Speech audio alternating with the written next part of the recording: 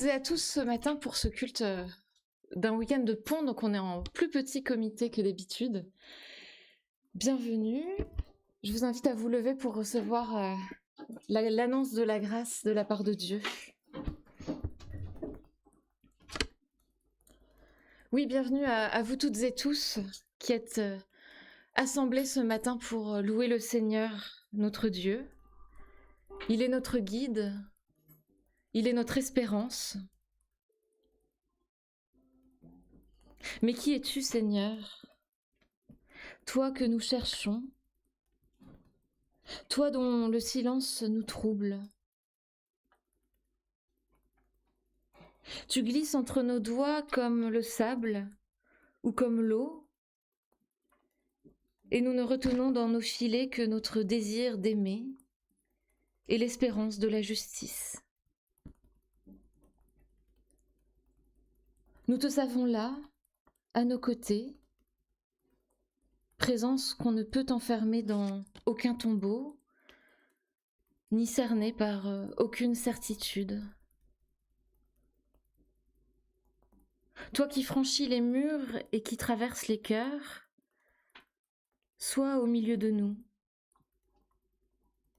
comme l'ami importun, comme l'absent espéré.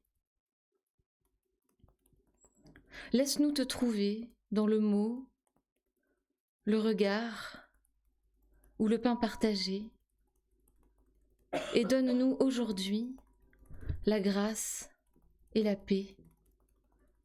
Amen.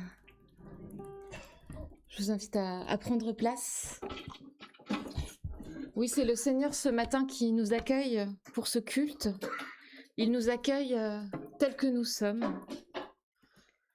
Alors vous verrez ce matin, que vous soyez habitué ou occasionnel, que ce soit la première fois ou la centième, millième fois que vous venez ici, vous êtes le bienvenu, accueillis chacun personnellement par votre nom, par Dieu.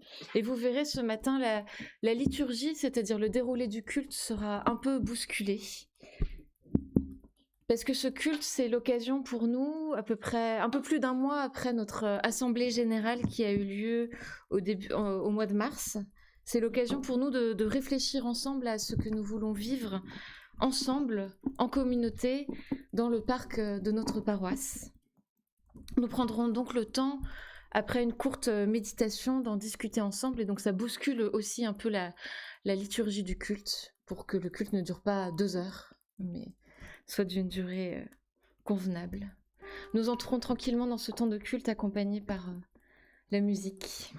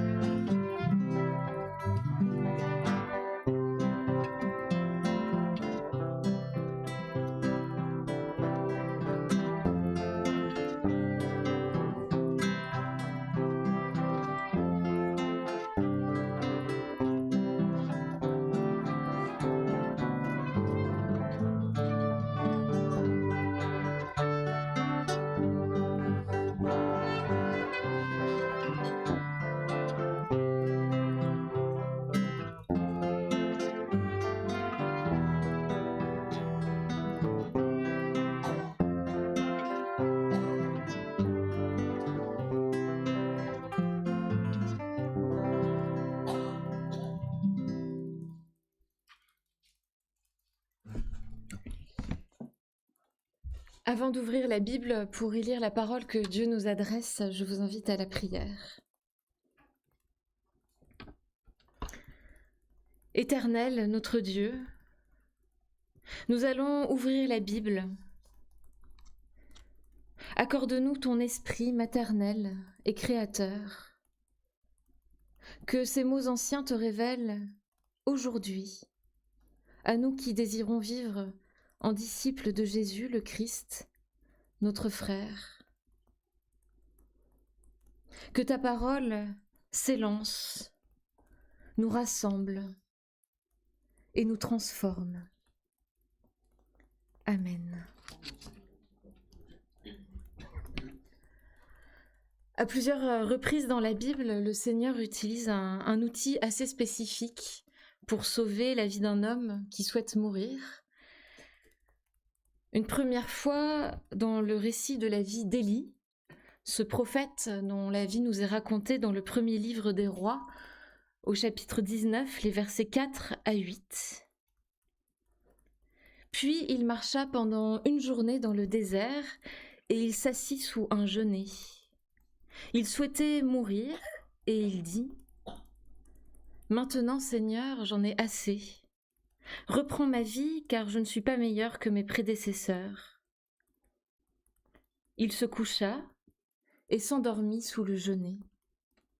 Mais un ange le toucha et lui dit : « Lève-toi et mange. » Il vit en effet posée près de sa tête une de ces galettes que l'on cuit sur des pierres chauffées et un pot d'eau. Après avoir mangé et bu, il se recoucha, mais l'ange du Seigneur revint le toucher et lui dit : « Lève-toi et mange, car tu devras faire un long voyage. » Élie se leva pour manger et boire, puis avec les forces trouvées dans ce repas, il marcha 40 jours et 40 nuits jusqu'à l'Horeb, la montagne de Dieu. Dans l'Ancien Testament, à nouveau, une deuxième fois, Dieu utilise ce même outil dans le livre de Jonas, au chapitre 4.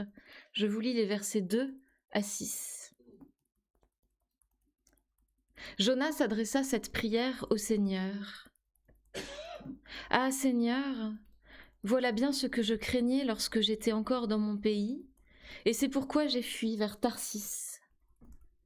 Je savais que tu es un Dieu bienveillant et plein de tendresse, lent à la colère et d'une immense bonté, toujours prêt à revenir sur tes menaces.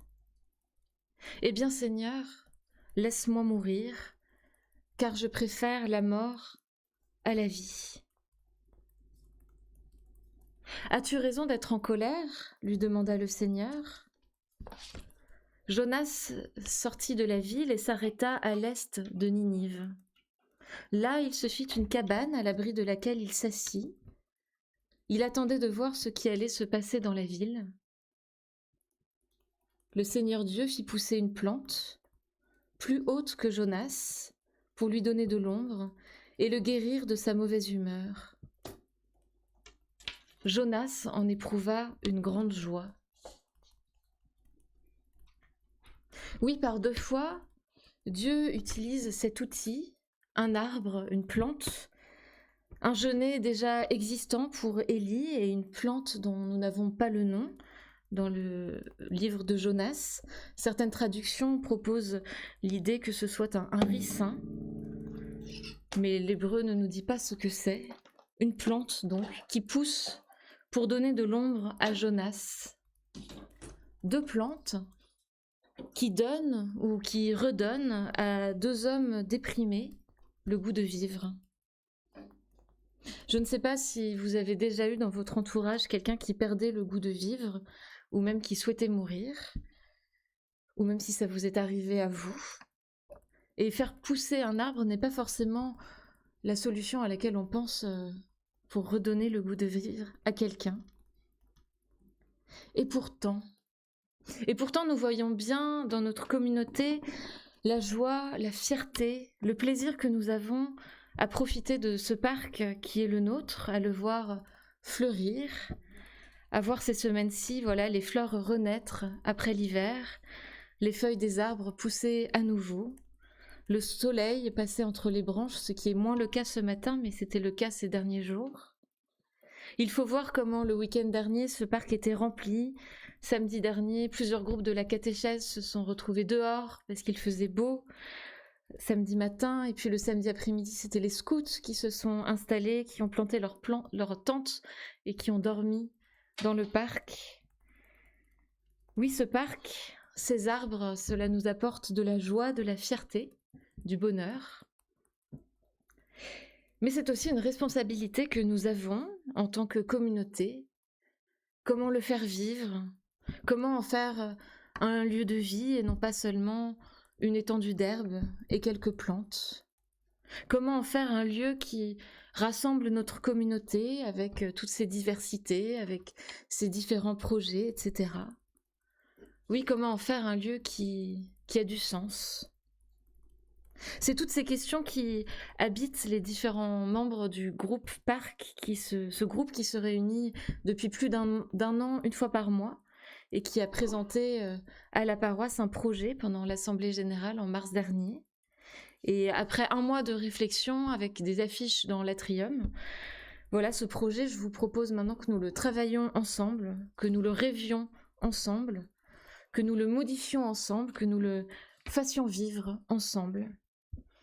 Oui, que nous soyons habitués de la communauté ou que nous soyons nouveaux, parce que les nouveaux ont aussi des idées nouvelles à apporter.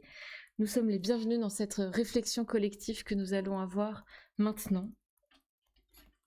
Oui, le Seigneur redonne le goût de vivre à des humains grâce à des arbres dans la Bible. Il redonne le goût de vivre à Élie et à Jonas, à 2 prophètes. Alors maintenant, c'est à notre tour aussi de faire de notre bel extérieur un lieu de vie.